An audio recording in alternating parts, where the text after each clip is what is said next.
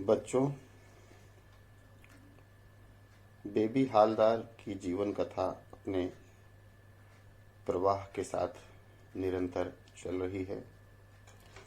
एक के पश्चात एक वीडियो में उसके जीवन की दास्तां का पहलू उजागर होता जा रहा है।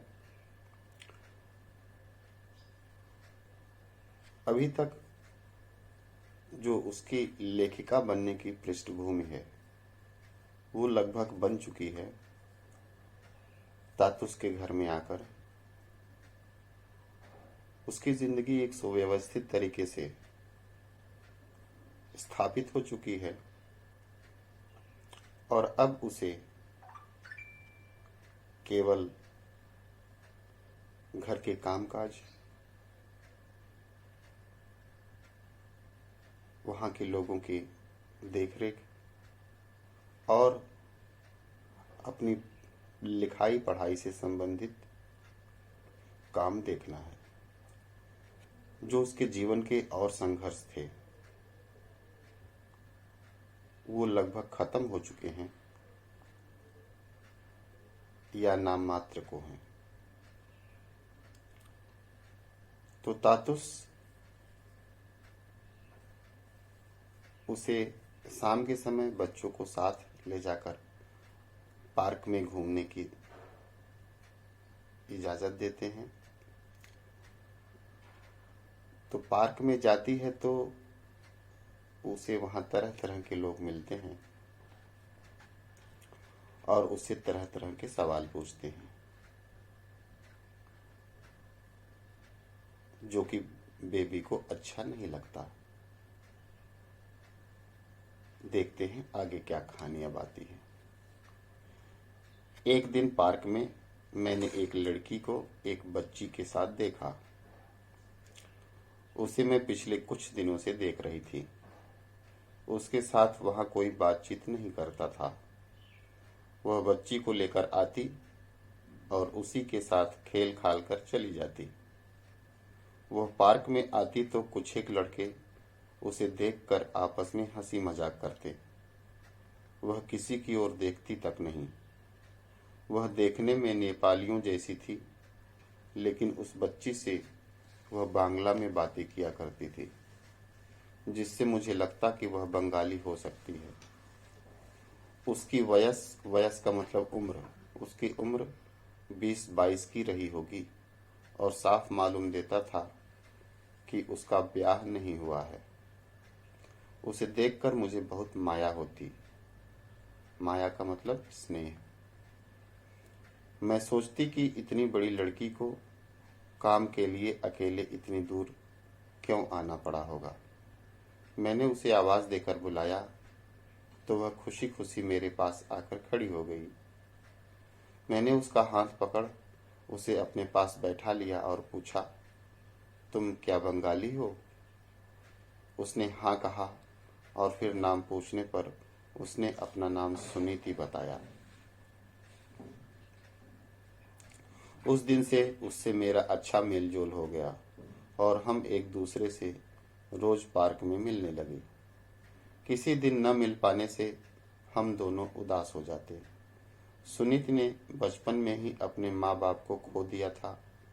जिस दिन उसका जन्म हुआ था उसी दिन उसकी माँ नहीं रही और जब वह 1 वर्ष की हुई तो उसके बाबा की मृत्यु हो गई थी। उसे उसके मामा और दीदी माँ ने पाल पोस कर बड़ा किया था। बचपन में माँ के न रहने से कितना कष्ट होता है वह मैं ही जानती हूँ।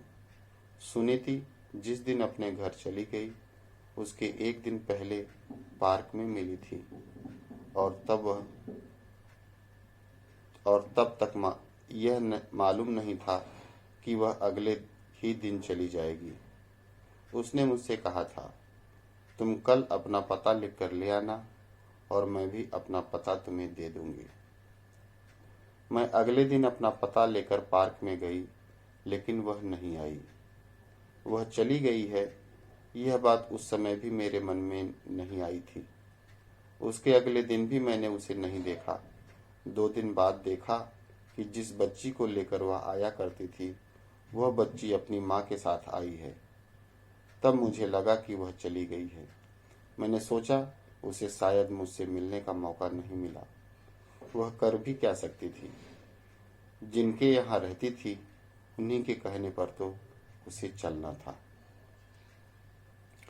तो वह जिस पार्क में जाती थी उस पार्क में एक और बंगाली लड़की आने लगी जिसका नाम सुनीति था।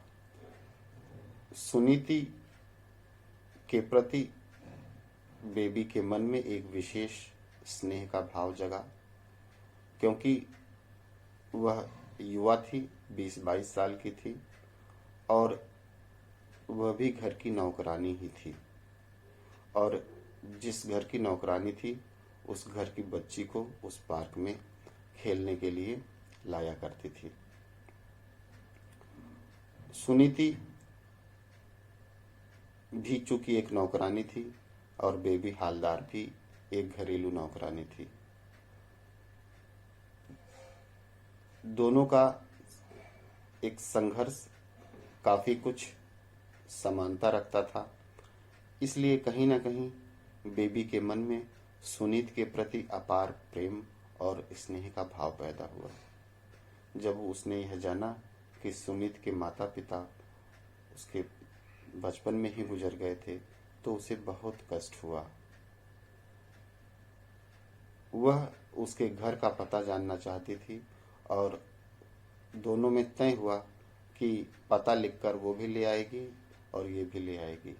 लेकिन उसके साथ पता नहीं क्या हुआ कि उस दिन के पश्चात सुनीति नहीं आई और जब बेबी 2-3 दिन बाद उसने देखा कि वह जो बच्ची खेलने के लिए लाया करती थी वह अपनी माँ के साथ आई है, तब ये कंफर्म हो गया बेबी को कि सुनीति अब यहाँ से जा चुकी है।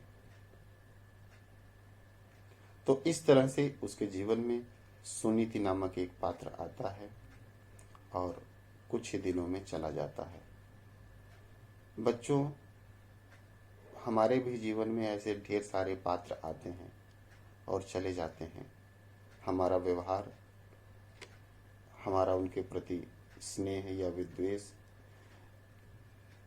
उनके प्रति हमारी विचारधारा, उनके जीवन का संघर्ष और हमारे जीवन का संघर्ष, ये सारी बातें जब हम जानते हैं तो हमारे व्यक्तित्व, हमारे संस्कार और हमारी सोच का पता चलता है कि हमारा व्यवहार, हमारा विचार, किसी के प्रति हमारा आकर्षण या विकर्षण किस तरह से होता है।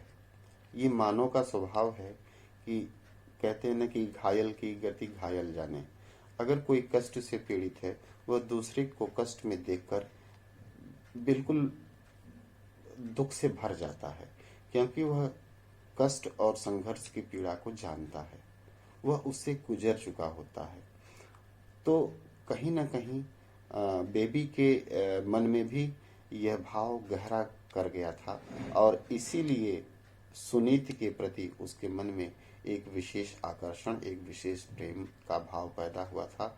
वह उसकी मदद करना चाहती थी, वह उससे बातें करना चाहती थी, उसके साथ समय बिताना चाहती थी, लेकिन वह सुनीति बेचारी अपने मालिक के आदेश से मजबूर थी और उसके पश्चात सुनीति का कभी बेबी ने साक्षात्कार नहीं किया, कभी दर्शन नहीं मिल पाया उसका। सुनीत के न रहने से पार्क में अब मेरा मन नहीं लगता। मैंने वहां जाना छोड़ दिया। जितना समय मैं वहां बिताती थी उतना अब मैं लिखने पढ़ने में बिताने लगी। अब देखिए, लिखने पढ़ने की बात आई है तो जाहिर सी बात है कि बेबी की जीवन की जो धारा है वो काफी कुछ बदल चुकी है। अब तक जितना मैं लिख चुकी थी उसे तातुस ने फोटो कॉपी करा के अपने एक बंधु के पास कोलकाता भेज दिया था। तातुस हठात एक दिन मुझसे बोले, बेबी तुम्हारी चिट्ठी आई है। मैं अवाक हो उनकी ओर देखती रही और फिर बोली, मेरी चिट्ठी? मुझे चिट्ठी भेजने वाला तो कोई नहीं। उन्होंने बताया कि चिट्ठी कोलकाता से उनके एक बंधु का मतलब मित्र ने भेजी है। मैंने कहा, सुनाइए ना, देखूं क्या लिखा है। उन्होंने, तातुस ने मुझसे बैठ जाने को कहा और फिर चिट्ठी पढ़कर सुनाने लगे। प्रिय बेबी, मैं बता नहीं सकता तुम्हारी डायरी पढ़कर मुझे कितना अच्छा लगा। मैं जानना चाहता हूँ कि इतना अच्छा लिखना तुमने कैसे सीखा। तुम्हारा लेखन उत्कृष्ट है। तुम्हारे तातुस ने सचमुच ही एक हीरा खोज निकाला है। मैं बहुत लज्जित हूँ कि तुम्हें बांग्ला में नहीं लिख सकता। मैं बांग्ला पढ़ सकता हूँ, लिख नहीं सकता। मैं तुम्हारे तातुस से 1 वर्ष बड़ा हूँ। इस वयस में भी तुम्हें चिट्ठी लिखने के लिए बांग्ला लिपि सीखने की इस वयस में भी तुम्हें चिट्ठी लिखने के लिए बांग्ला लिपि सीखने की इच्छा होती है, पर वह अब संभव नहीं। तुम कुछ किताबें पढ़ो और तातुस के पास से बांग्ला अभिधान लेकर रोज उसे पलटा करो। बांग्ला अभिधान का मतलब बांग्ला शब्दकोश, डिक्शनरी, बांग्ला की डिक्शनरी। तुम्हारी कहानी जानने की मेरी बहुत इच्छा होती है। मेरे यहाँ जिन जिन बंधु बांधवों ने तुम्हारी डायरी पढ़ी है, वे सभी उसे चमत्कार लेखन मानते हैं। मेरे एक बंधु ने कहा है कि वह तुम्हारी रचना को किसी पत्रिका में छपाने की व्यवस्था करेंगे, लेकिन उसके पहले तुम्हें अपनी कहानी को किसी एक मोड़ तक पहुंचाना होगा। आशा करता हूँ तुम कभी लिखना नहीं छोड़ोगी। यह बात किसी भी दिन मत भूलना कि भगवान ने इस पृथ्वी पर तुम्हें लिखने के लिए भेजा है। आशीर्वाद के साथ यही समाप्त करता हूँ। चिट्ठी सुनकर मैं अवाक रह गई।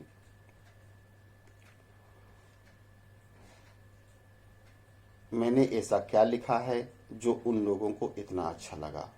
उसमें अच्छा लगने की तो कोई बात ही नहीं। फिर मेरी लिखावट भी खराब है और लिखने में भूलें इतनी कि उसका कोई ठिकाना नहीं। फिर भी उन्हें अच्छा लगा तो क्यों, मेरी समझ में नहीं आया। मैंने तातुस से पूछा कि मैंने जो लिखा है वह उन्हें इतना अच्छा क्यों लगा, तो तातुस बोले, वह तुम नहीं समझोगी।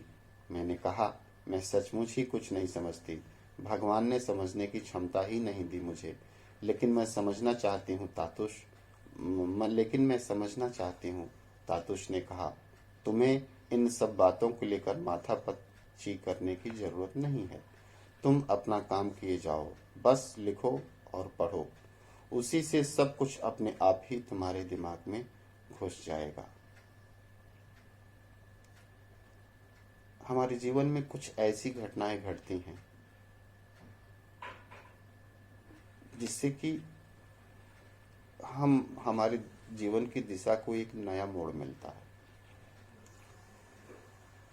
बेबी के जीवन में तातुस का आना भी कुछ ऐसा ही था। तातुस जैसे गुरु को पाकर, तातुस जैसे पिता को पाकर बेबी के जीवन की वास्तव में दिशा बदल गई। और अगर दिशा बदल गई तो दशा तो बदलनी ही थी। उसके जीवन के अब सपने भी बदलने लगे। और बात तातुस तक नहीं रही। जो तातुस के दोस्त थे, बंधु थे, जो रिश्तेदार थे, उन तक भी बेबी की बातें पहुंचने लगी। कारण बेबी का लेखन। बेबी ने लिखने पढ़ने की जो प्रक्रिया शुरू की, भगवान ने हर व्यक्ति को एक खास गुण दिया है, एक खास ताकत दी है, एक विशेष गुण दिया है, सबको दिया है। इस धरती पर हर बंदे को दिया है। अगर उस गुण को, उस ताकत को इंसान समझ में आ जाए तो हर बंदा उस गुण के बल पर जीवन में चोटी पर पहुंच सकता है, सफल बन सकता है। लेकिन इसके साथ ईश्वर ने एक यहाँ पे कहते हैं ना कि एक कमी भी कर दी है। यह जो गुण है, यह जो ताकत है, विशेष हर व्यक्ति में, उसे खुद नहीं पता चलेगी, उसके बारे में वो खुद नहीं पता कर पाएगा।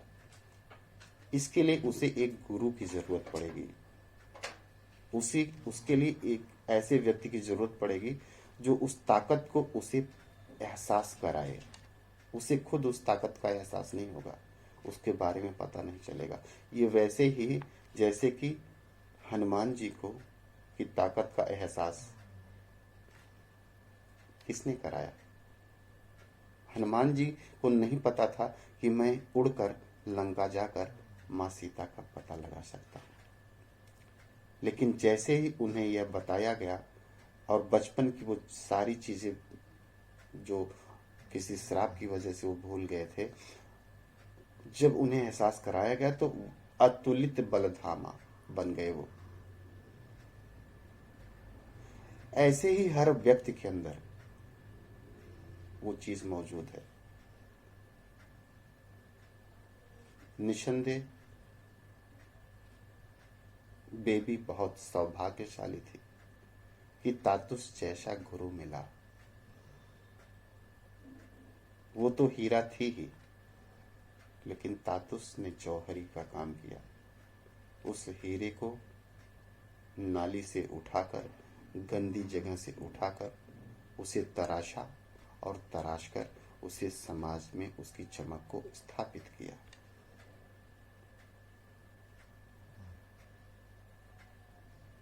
बेबी ने जब लिखना पढ़ना शुरू किया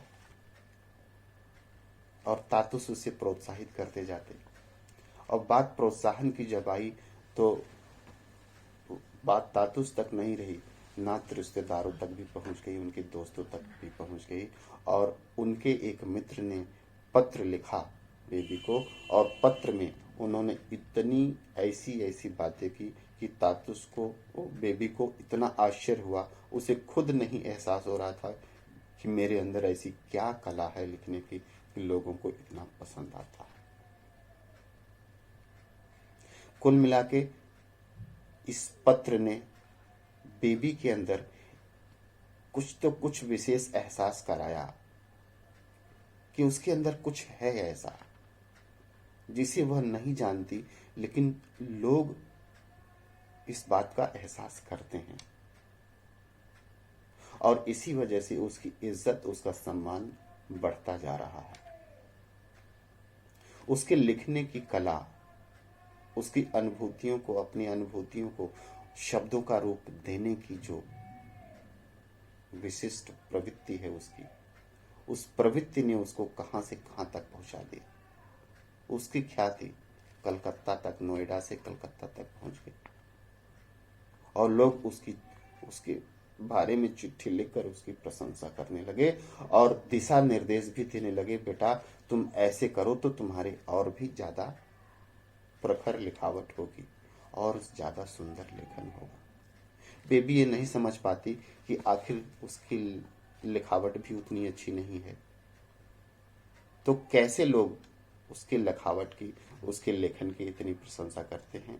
तो यहाँ पर फिर गुरु के रूप में तातुस आते हैं, कहते हैं तुम्हारा काम यह सोचना नहीं है, तुम ज्यादा माथा पच्ची मत करो, तुम बस केवल लिखो, तुम्हारे मन में जो भी भाव आ रहा है उसको लिखो, उसको शब्दों का रूप दो, और धीरे धीरे तुम्हें सारी चीजें समझ में आ जाएंगी, सारी चीजें सब स्पष्ट हो जाएंगी। तो इस तरह से बेबी के लेखन की जो कला थी, अब उसकी ख्याति चारों तरफ फैलने लगी, और इस तरह से बेबी के जीवन को एक जो दिशा मिली, उस दिशा ने उसकी दशा को पूरी तरह बदल दिया।